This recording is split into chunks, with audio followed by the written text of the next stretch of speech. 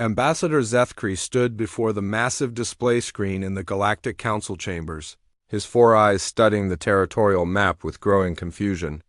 The blue-skinned Vorthan had reviewed thousands of these maps over his 30 years of diplomatic service, but something about this one bothered him. Every species in the galaxy had border disputes. The Krillians argued with the hegemony over mining rights. The Selenians claimed water worlds that belonged to smaller colonies. Trade routes sparked conflicts between a dozen different civilizations. It was normal, it was expected. It was the way things had always been, but there, in the eastern spiral arm, sat a perfect circle of empty space around human territory. No contested zones, no overlapping claims, no expansion requests. The borders were clean, precise, and completely untouched by the usual chaos of galactic politics. Council Director Yultar, Zethkri called to the ancient Selenian who managed territorial affairs. I have a question about the human sectors. The old creature's tentacles went rigid. Around the chamber, several other council members stopped their conversations and turned to listen. The sudden silence made Zethkri's skin change to a deeper blue, a sign of nervousness among his people. What about them? Yultar asked, his voice carefully neutral. Their borders. Look at this map. Every other species has some kind of territorial issue with their neighbors. Pirates, trade disputes, colony claims. But human space is surrounded by empty systems. No one goes near them. Why? Yultar's large black eyes blinked slowly. The humans prefer their privacy. We respect that choice. But surely some species have tried to expand into those empty systems. The mineral surveys show valuable resources there. Why hasn't anyone claimed them? More council members had stopped talking now. The chamber felt strangely quiet. Zethkri noticed that several older diplomats were making excuses to leave. Perhaps you should speak with the human representatives, Yultar suggested. They arrive tomorrow for the quarterly trade negotiations. The next day, Zethkri waited in the diplomatic lounge as the human delegation arrived. He had met humans before, of course. They had joined galactic civilization only 3 years ago, but they were active traders and kept to themselves politically. They looked similar to several other bipedal species, though their eyes held an intensity that made many beings uncomfortable. Captain Jake Morrison led the human group. He was tall for his species, with short dark hair and wearing a simple blue uniform. Behind him walked Dr. Lisa Chun, a scientist who handled cultural exchanges. She was smaller, with long black hair and quick intelligent movements. Ambassador Zethkri, Captain Morrison said, extending his hand in the human greeting gesture. Good to see you again. Zethkri shook the offered hand, still fascinated by this strange human custom. Captain Morrison, I was hoping we could discuss something during your visit. Of course, what's on your mind? Territorial matters. I've been reviewing galactic maps, and I noticed something interesting about your space. Dr. Chun's eyes flickered to Morrison's face. It was quick, but Zethkri caught it. As a diplomat, he was trained to notice such things. What about our territory? Morrison asked. The empty systems around your borders. No other species has claimed them, despite valuable resources. It's unusual in galactic politics. Morrison's expression didn't change, but his posture shifted slightly. We value our independence. Our neighbors respect that. But how do you maintain such clear boundaries? Most species have to deal with pirates, illegal mining, colony ships that get lost and settle in the wrong systems. Your borders are perfectly clean, Dr. Chun spoke up. We have good relationships with our neighbors. They understand our need. For space. Space for what? Your population doesn't seem to be expanding rapidly. Your trade ships use established routes. What do you need all that empty territory for? The two humans exchanged another quick glance. This time, Zethkri was certain he saw something pass between them. Not just communication, but concern. Humans like room to grow, Morrison said. We're still new to galactic civilization. We want to take things slowly. That's reasonable, Zethkri agreed. But surely your neighbors must be curious about those systems. Have any species ever tried to explore them? I wouldn't know about that, Morrison replied. You'd have to ask them. But Zethkri had already tried that. Every time he brought up the subject with other species, the conversation died quickly. The Krillians changed topics. The hegemony representatives found urgent business elsewhere. Even the normally talkative traders from the outer rim became quiet when he mentioned human space. After the humans left for their scheduled meetings, Zethkri decided to do some research. He made his way to the Council archives, a vast digital library that stored thousands of years of galactic history and politics. The search results for human territory were surprisingly limited. Most files contained basic information about trade agreements, diplomatic protocols, and cultural exchanges. Nothing about territorial disputes because there weren't any. Nothing about expansion conflicts because humans didn't seem to expand.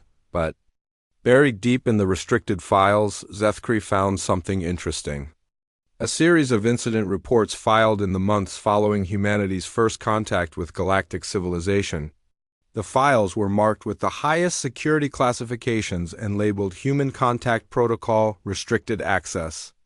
Zethkri's diplomatic credentials gave him access to most restricted files, but these were different. He could see the file names and basic information, but the contents were blocked. The dates showed they were created during humanity's early integration period. Just 3 years ago, the file names were cryptic but disturbing. Incident Report 001, First Contact Complications. Incident Report 007, Territorial Demonstration. Incident Report 015, Pacification Protocol Results. Emergency Council Session, Human Capability Assessment. One file name made Zethkri's skin turn pale blue with worry. Species Relocation Project, Final Report. He tried to access the files, but his credentials weren't enough. A message appeared on his screen. Access denied. Contact Council Security for authorization. But Zethkri knew that requesting access to these files would raise questions he wasn't ready to answer. Instead, he made careful notes of the file names and dates, then cleared his search history. That evening, he attended a diplomatic reception, where species from across the galaxy gathered to discuss trade and politics. The conversation was lively as always, filled with complaints about border disputes, trade route problems, and the usual galactic politics. Zethkri waited for the right moment, then casually mentioned the empty systems around human space. The effect was immediate and dramatic. Conversation stopped. Several ambassadors found urgent reasons to refill their drinks. Others suddenly remembered important calls they needed to make. The Krillian military attaché, a battle-scarred veteran named Korthvan, leaned close to Zethkri. "Some things are better left alone, young diplomat," he whispered. "The current arrangement works well for everyone." "What arrangement?" Zethkri asked, but Korthvan had already walked away, leaving Zethkri alone with his growing list of questions, and a growing certainty that the humans were hiding something important. Later that night, in his quarters, Zethkri spread out star charts on his desk. He marked every empty system around human territory, noting the resources, strategic positions, and potential value. Any one of these systems should have attracted attention from expanding species or corporate mining operations, yet they remained empty, untouched, avoided. As he studied the maps, one thing became clear. This wasn't random. This wasn't coincidence. This was deliberate, systematic, and universal. Every species in the galaxy seemed to understand something about humans that he didn't. Tomorrow, he decided he would start finding out what that something was, even if no one wanted to tell him, even if the knowledge was locked away in restricted files. Even if other diplomats warned him to leave it alone, the truth was out there, hiding in the empty space around human territory, and Ambassador Zethkri was going to find it. 3 days after the diplomatic reception, Zethkri began his investigation in the merchant quarters of Nexus Prime.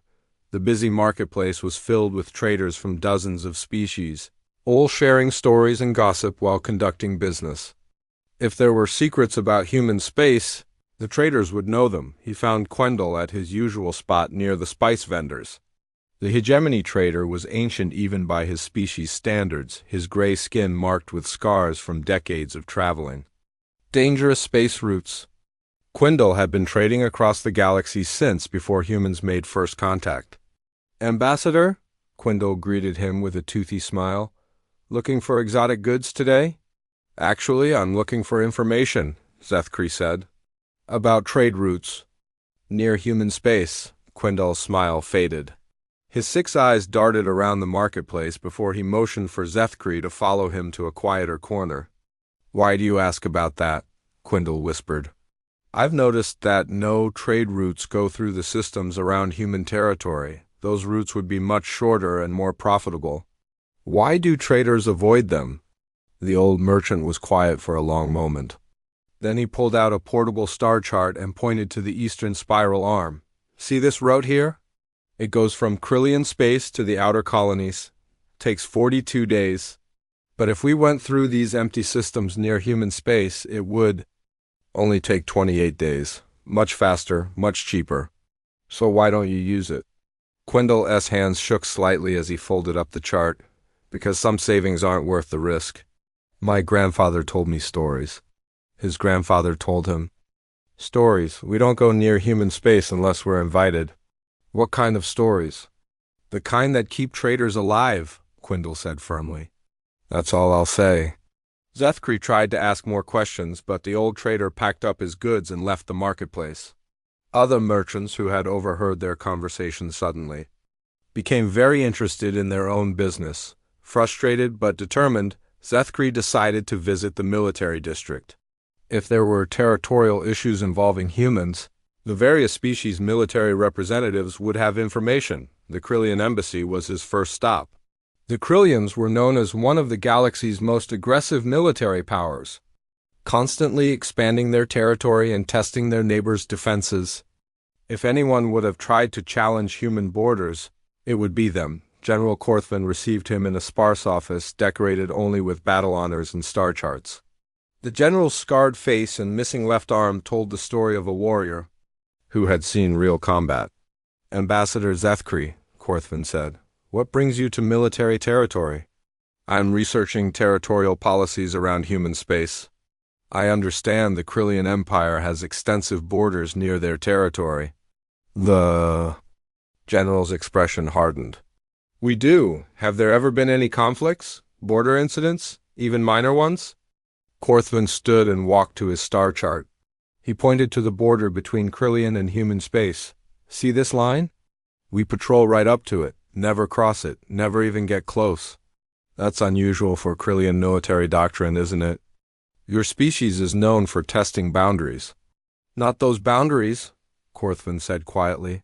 Never those boundaries. Why? The general was silent for so long that Zethkri wondered if he had forgotten the question. When Korthvin finally spoke, his voice was barely above a whisper. Because some lessons only need to be taught once. What lessons?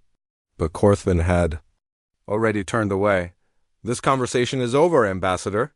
I suggest you find other research topics. As Zethkri left the Krillian embassy, he noticed something strange. A human patrol ship was docked at the station's military port. It was sleek and quiet, almost invisible among the larger, more impressive vessels from other species. But as he watched, he saw several military officers from different species giving it a very wide berth. The ship's captain was checking cargo manifests near the docking bay.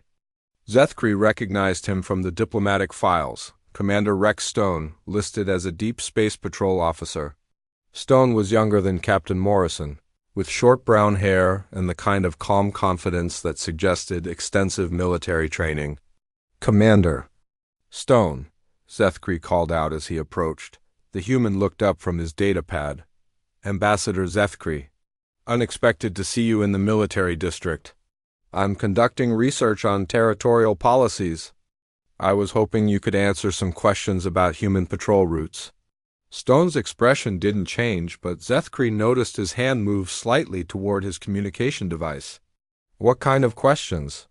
Your patrol routes seem to cover a lot of empty space, systems that other species could use for expansion or resource extraction. Don't you think that's inefficient?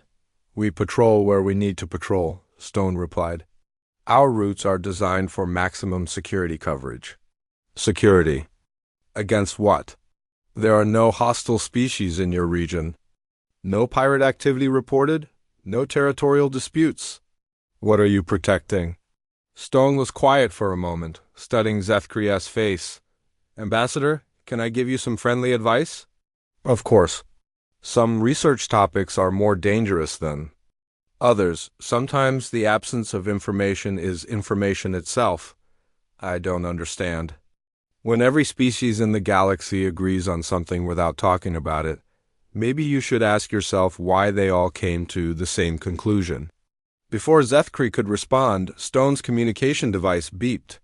He glanced at it and his expression grew serious. Excuse me, Ambassador.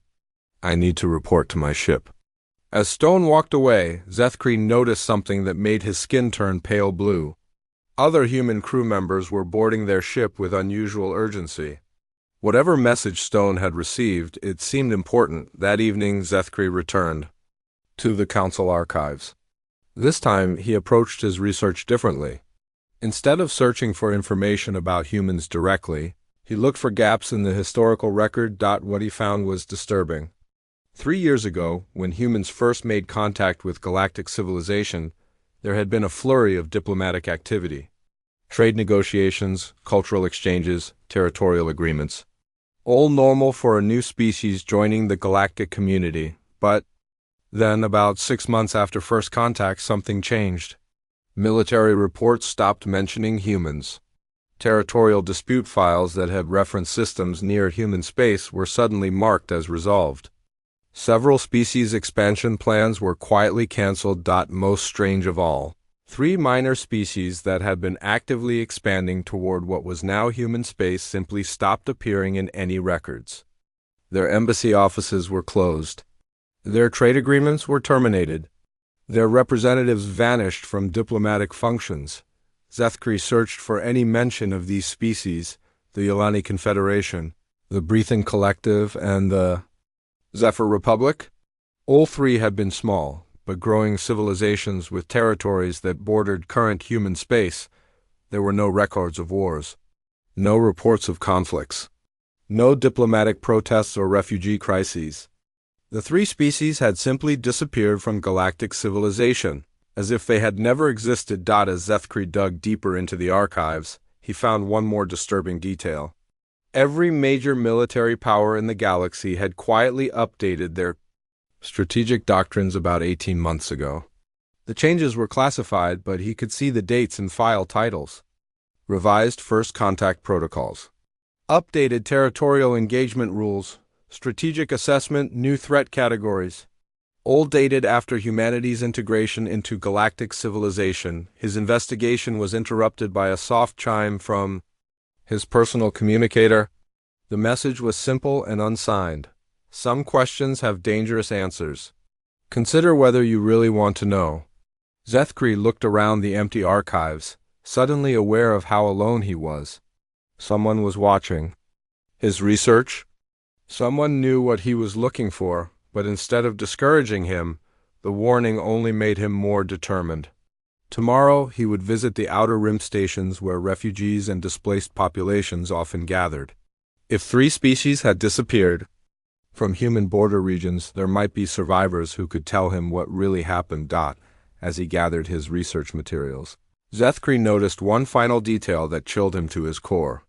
The human patrol ship had left the station an hour ago, but according to the departure logs, Commander Stone had filed a flight plan for the exact region Zethkri planned to visit next.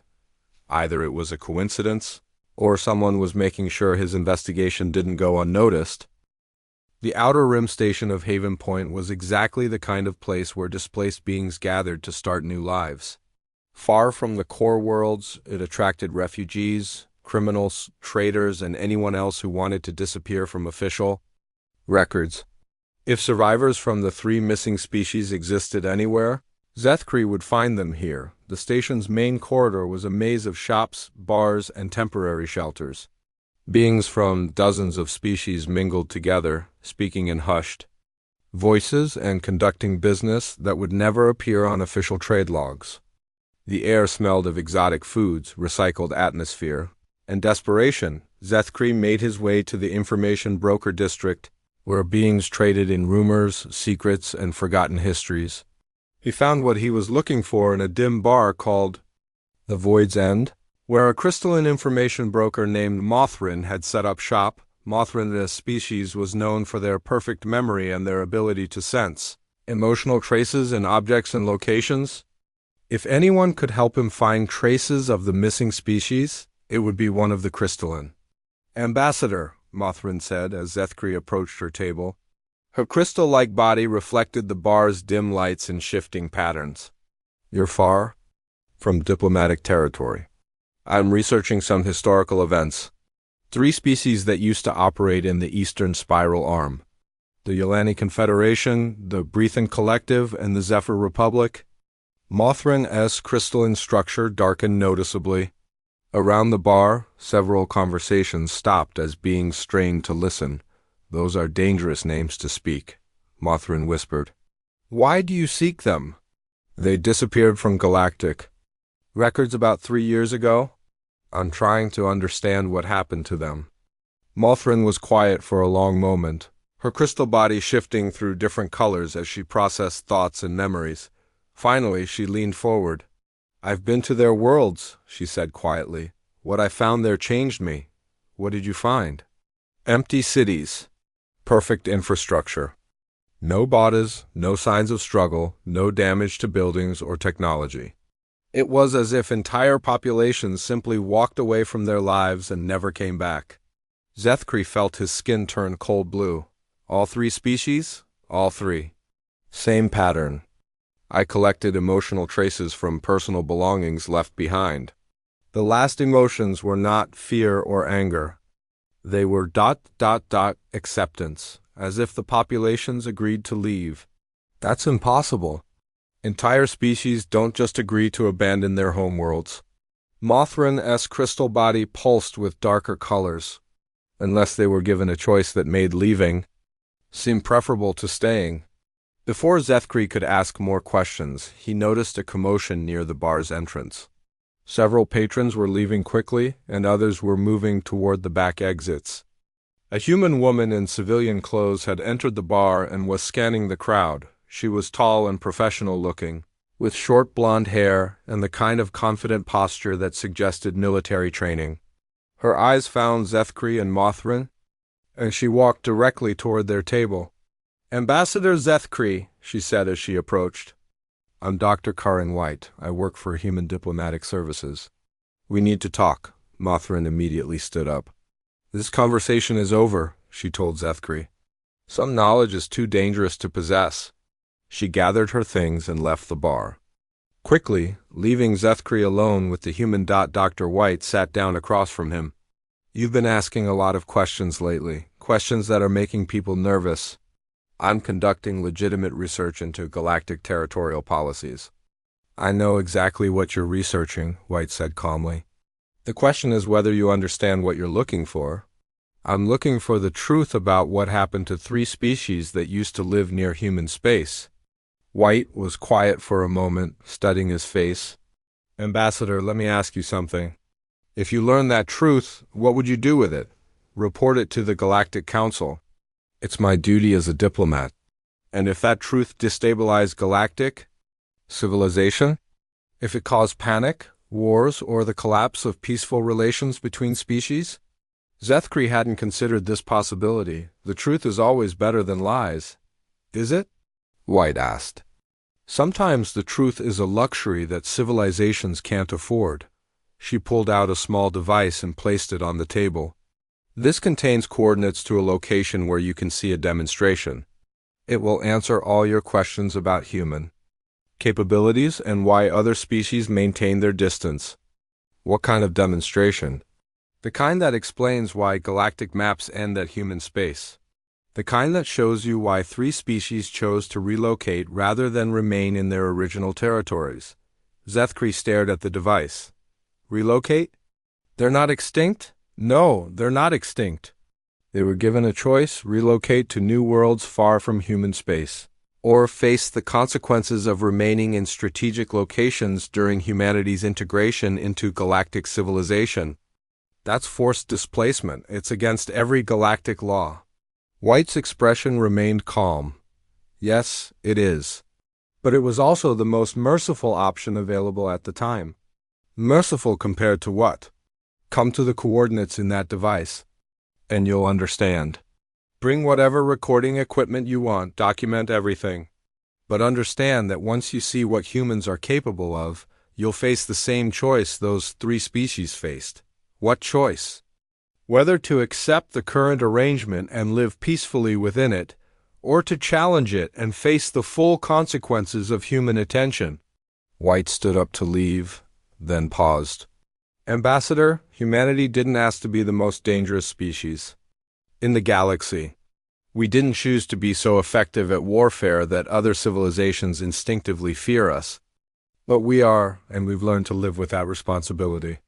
After she left, Zethkri sat alone in the bar, staring at the device. Every instinct told him to return to Nexus Prime and forget about his investigation. But his need to understand. The truth was stronger than his fear. He booked passage on a cargo freighter headed toward the coordinates. The journey took 2 days, during which he had time to consider what he might find. The coordinates were for an empty system on the edge of human space, far from any inhabited worlds or trade routes. When the freighter dropped him off at the rendezvous point, Zethkri found himself aboard a small observation ship with a mixed crew of humans and other species. Dr. White was there, along with Admiral Tony Rodriguez, a senior human military officer with gray hair and serious eyes. "Thank you for coming, Ambassador," Admiral Rodriguez said. "What you're about to see is a standard human military exercise. We conduct these drills regularly to maintain our defensive capabilities." Through the observation ship's windows, the Zethkri could see a massive asteroid field stretching across several thousand kilometers of space. The rocks were large enough to hide entire fleets, and dense enough to make navigation extremely difficult. This asteroid field represents a typical defensive position, Dr. White explained. In traditional galactic warfare, it would take months to clear a path through it, and any attacking force would suffer heavy casualties. Watch carefully, Admiral Rodriguez added. And remember that what you're seeing represents maybe 5% of actual human military capability. A dozen human ships appeared at the edge of the asteroid field. They were smaller than the massive battleships used by other species, but they moved with a precision and coordination that was immediately obvious. What happened next made Zethkri's skin turn completely white with shock. The human ships didn't attack the asteroids with conventional weapons. Instead, they released what looked like clouds of tiny particles that spread throughout the asteroid field with impossible speed. Within minutes, every asteroid began to dissolve from the inside out, breaking apart into perfectly uniform pieces that drifted away harmlessly. The entire process took less than 20 minutes. An obstacle that should have required months to clear was eliminated so quickly and thoroughly that it might as well have never existed. Nanomachines, Dr. White explained quietly, programmed to disassemble specific materials at the molecular level. What you saw was the gentle version. The aggressive version works on organic matter, too. Admiral Rodriguez turned to face Zethkri. Now you understand why other species maintain their distance. This demonstration shows what happens to obstacles that can't be reasoned with. The 3 species you've been researching were given the opportunity to relocate before they became obstacles. Zethkri found his voice with difficulty. How many species know about this? The senior military leadership of every major power in the galaxy, Rodriguez replied. They've all seen similar demonstrations. It's why we have the current territorial arrangements. And the Council? The Council leaders know enough to understand that the current system works for everyone. Peace through strength, maintained by species that choose cooperation over conflict. As the observation ship prepared to return to inhabited space, Zethkri realized that his investigation had led him to a truth that changed everything. The galaxy's political structure wasn't based on diplomacy and law as he had believed. It was based on the quiet understanding that one species possessed the ability to reshape the galaxy by force, but chose not to use that power. The question now was what he would do with this knowledge. 2 days after witnessing the demonstration, Zethkri found himself in a place he never expected to see. Deep inside human space, aboard a massive station hidden within an artificial nebula, he sat across from General Patricia Lewis, the head of Human Strategic Command. The station was unlike anything he had ever seen. The technology was so advanced it seemed almost magical. Walls that shifted and changed configuration based on need. Holographic displays that responded to thought as much as touch. Energy systems that produced no waste or heat signatures. "You wanted the truth, Ambassador," General Lewis said. She was an older human with silver hair and eyes that had seen too much. "Dr. White believes you're ready to hear all of it." Beside her sat Ben Clark, a human historian who specialized in what they called the integration period, humanity's first 3 years in galactic civilization. Captain Maria Santos, a veteran of human military operations, completed the group. "Before we begin," General Lewis continued, "you need to understand something important. What I'm about to tell you is known by fewer than 50 beings in the entire galaxy. Once you hear it, you become responsible for protecting this knowledge." Zethkri's skin had been pale blue for days, but now it turned almost white. "I understand." Ben Clark activated a holographic display that showed the galaxy as it existed 3 years ago, before human first contact. When humans developed faster than light travel, we spent 2 years observing galactic civilization before making contact. What we saw disturbed us. The display zoomed in on various regions, showing conflicts between species. Slavery was common. Weaker species were routinely conquered and absorbed by stronger ones. Wars of extermination happened regularly. The galaxy operated on pure power dynamics. "That's not unusual," Zethkri said. "Civilizations have always competed for resources." "True," Clark agreed. "But humans come from a world where competition was taken to extremes. Earth's history is one continuous cycle of warfare, technological advancement driven by conflict, and survival strategies that other species never developed." Captain Santos spoke for the first time. "When we made first contact, several species immediately tried to classify humans as either potential slaves or minor trading partners. 3 major powers, the hegemony, the Krillian Empire, and the Selenian Commonwealth, began making plans to divide human territory between them. The holographic display changed to show military movements from 3 years ago. Fleets positioning themselves near human space, resource surveys of human worlds, diplomatic communications that discussed humanity as if they were not present. The Yolani Confederation, Breathen Collective, and Zephyr Republic were client states of these major powers, Santos continued. They were ordered to establish forward bases in the buffer zones around human space, preparing for eventual invasion and occupation. General Lewis leaned forward. At that point, humanity faced a choice. Submit to subjugation by species that saw us as primitives, or demonstrate why that was a dangerous assumption. "The demonstration you saw yesterday was nothing compared to what happened during the 3-month war," Santos said quietly, though calling it a war is generous. "Wars require 2 sides capable of fighting." The holographic display shifted to show what happened next. Human ships appeared throughout the galaxy simultaneously, not attacking but simply present in every major system, around every important world, near every military installation. "How is that possible?" Zethkri asked. "No species has that many ships or that much reach. Humans don't build ships the way other species do," Clark explained. "We build systems that can replicate themselves using local materials." What looked like a few thousand human vessels were actually millions of automated units that constructed themselves as they traveled. The display showed the next phase.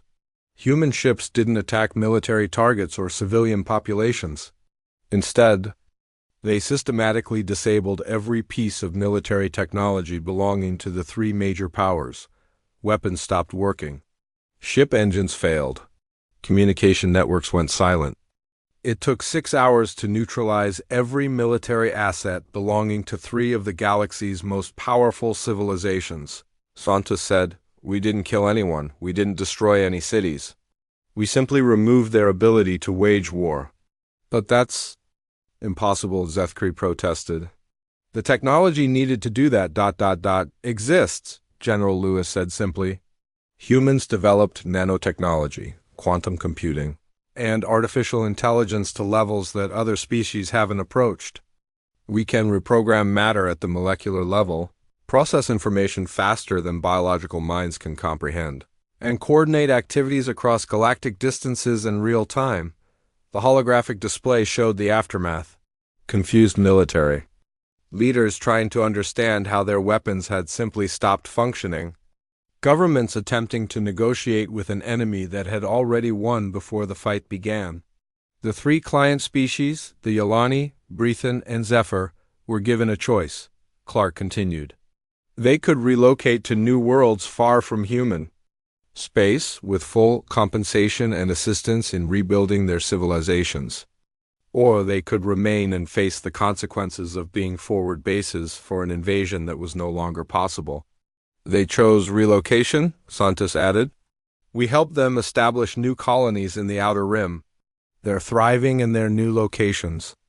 Though they agreed never to discuss the circumstances of their relocation, Zethkri struggled to process what he was hearing.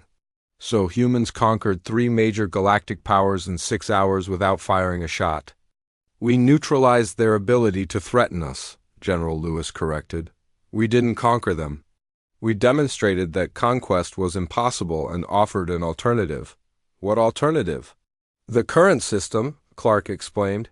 Humans remain within our defined borders and don't expand aggressively.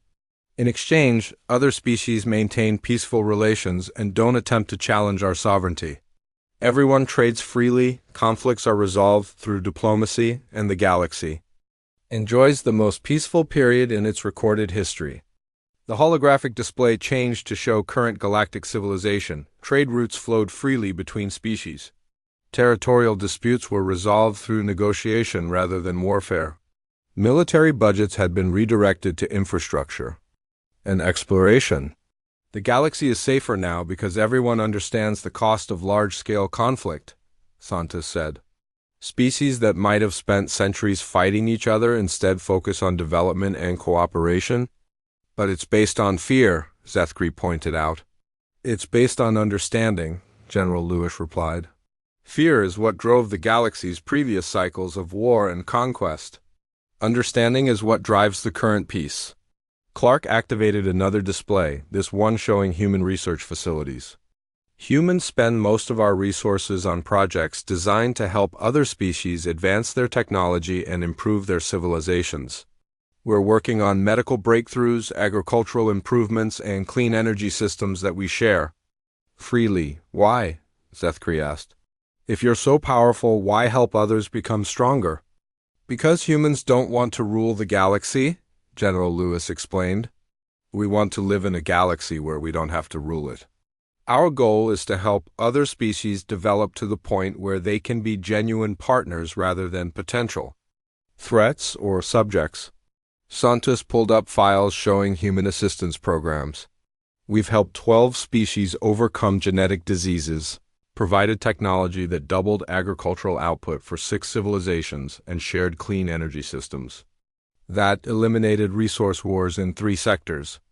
The ultimate goal, Clark added, is a galaxy where all species are advanced enough and secure enough that no one needs to fear anyone else, where conflicts are resolved through genuine cooperation rather than fear of human intervention. General? Lewis stood and walked to a window that showed stars beyond the artificial nebula. The tragedy of human history is that we became so good at warfare that we made ourselves too dangerous to live alongside. We learned to survive by being more ruthless, more efficient, and more deadly than anything else on our world. She turned back to Zethkri. But we also learned that true strength isn't about being the most dangerous. It's about being dangerous enough that you never have to use that danger. It's about being powerful enough to choose mercy. Captain Santos activated one final display. This is the choice we're offering you, Ambassador. Join a small group of beings who understand the real situation and work to prepare the galaxy for eventual full disclosure. Help us guide other species toward a future where everyone can handle the truth.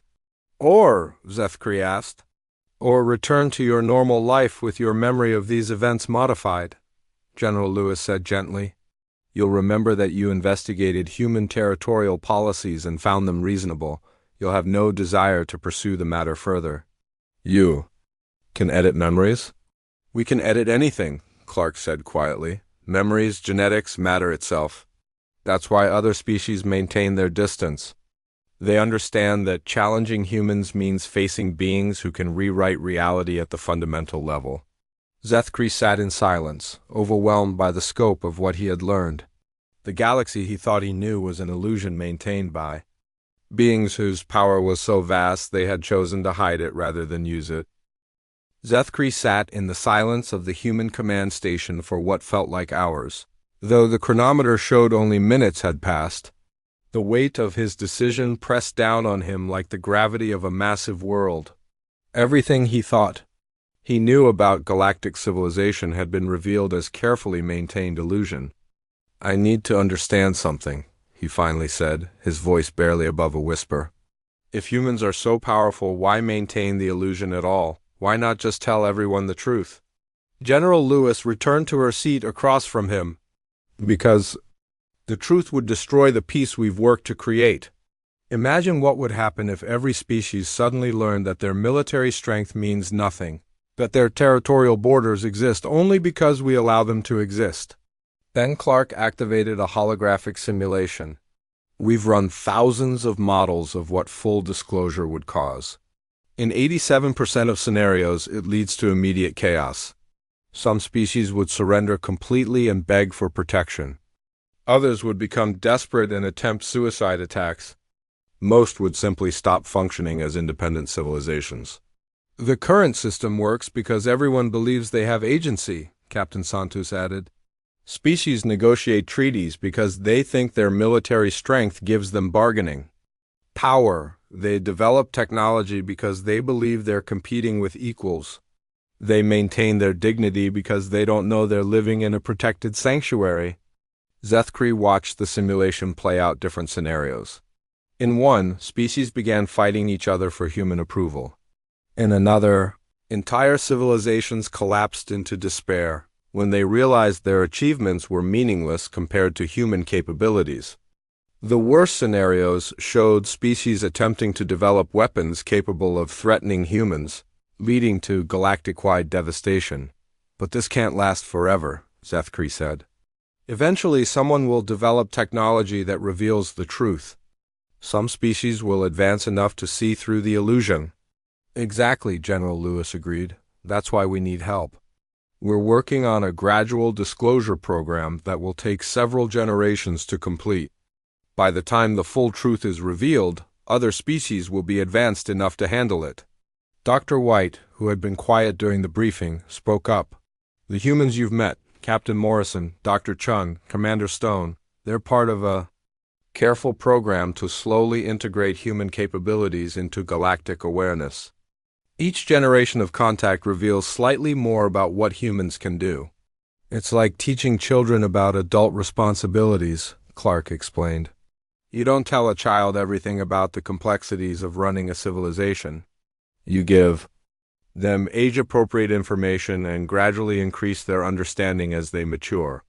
Captain Santos pulled up files showing human assistance programs. Every medical breakthrough we share, every technological advancement we provide, every peaceful resolution we help negotiate, it's all designed to slowly prepare other species for the reality of human capabilities. The 3 species that were relocated? Zethkri asked. They're part of an advanced pilot program, General Lewis explained. Their new colonies are testing grounds for societies that know more of the truth about humans. We're learning how to help species adapt to the knowledge of our capabilities without losing their independence or dignity. Are they happy? Santos smiled for the first time since Zethkri had met her. They're thriving. The Yolani have become some of the galaxy's most innovative artists. The Breathen have developed new forms of mathematics that even impressed our scientists. The Zephyr have created sustainable agriculture systems that we're sharing with other species. Removing the pressure of military competition allowed them to focus on what they were truly good at, Clark added. That's the ultimate goal for all species. A galaxy where everyone can pursue their strengths without fearing for their survival? General Lewis leaned forward. Ambassador, humanity doesn't want to be the galaxy's guardians forever. We want to create a civilization where guardianship isn't necessary, where all species are advanced enough, secure enough, and mature enough to handle the full truth about reality. How long will that take? Our best estimates suggest 3 to 5 generations, White replied. Maybe less if we find species like yours who can help guide the process. Species like mine? The Vorthan diplomatic corps is respected throughout the galaxy, General Lewis explained. Your people have a reputation for wisdom, patience, and careful judgment. If we can bring select Vorthan diplomats into the program, it would significantly accelerate our timeline. Zethkri realized what they were offering him. Not just knowledge of the truth, but a role in shaping how that truth would eventually be revealed to the entire galaxy. It was the most important diplomatic mission in galactic history. What would my role be? You would return to your normal duties on the Galactic Council, Clark explained. But you would also serve as a liaison between Human Strategic Command and Select Council members who are ready for partial disclosure.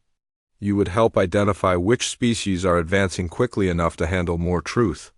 You would also help U.S. monitor galactic stability, Santos added. If any situation threatens the peace we've maintained, you would alert us so we can take corrective action. Corrective action like what? Usually just economic or diplomatic pressure, General Lewis sighed. Sometimes technological assistance to help resolve conflicts. Very rarely we need to remind military leaders why large-scale warfare is no longer practical. The holographic display showed the current galactic map with its careful borders and peaceful trade routes. Zethkri realized he was looking at humanity's greatest achievement, not their military dominance, but their creation of a stable, prosperous civilization that didn't know it was being protected. There's something else you should know, White said quietly. The Council already has 3 members who are part of this program. Director Yiltar has known the truth for 2 years. The Krillian Empire's senior leadership has been briefed on human capabilities. Several major trading corporations work directly with human strategists to maintain economic stability. The galaxy is more connected to human guidance than most beings realize, Clark added. We're not ruling from the shadows, but we are providing subtle direction to prevent the conflicts that plagued previous centuries. Zethkri thought about General Korthvan's nervous reactions, Trader Quindal's frightened warnings, and the careful way every species avoided discussing human territory. They weren't just afraid of humans, they were protecting a secret that kept their entire civilization stable. If I agree to this, Zethkri said slowly, what happens to my investigation?